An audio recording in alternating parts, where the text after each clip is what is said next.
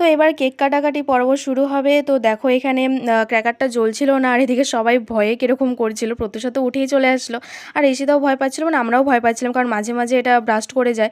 তো দেখলাম যে না, বেশ ভালোই জ্বলেছিল। তো অনেকক্ষণ সময় লেগেছিল এটা জ্বালাতে। তো অনেকটা জ্বলার পরেই আমাদের বার্থডে গার্ল কেক কাটে, মানে কেক আর কি কাটবে, যাই হোক। তো তারপর এখানে সবাই মজা করছিলাম, আমরা আস্তে আস্তে হ্যাপি বার্থডে বলছিলাম, আর এখানে কেক খাওয়া দাওয়া চলছিল। তারপর দিয়ে দিলাম ওকে আমরা গিফট। তো আমাদের তরফ থেকে ছিল এটা ছোট্ট একটা গিফট। আর এখানে দেখো লোপা বসে বসে কীভাবে বসে গিফটগুলো দেখছিল।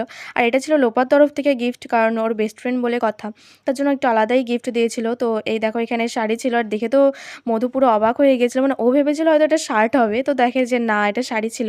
তো চলো, অনেক তো হলো, এবার তো অনেক মজা হয়েছে, এবার তো বাড়ি যেতে হবে, অনেকটাই গরম লাগছে। তো এবার বাড়ি যাওয়া যাক। আর বাড়ি ফেরার পথে আমাদের সেই ছোটোবেলার স্কুল, সারদা স্কুলের প্রোগ্রাম হচ্ছিল, দেখে ছোটোবেলার কথা খুবই মনে পড়ছিল।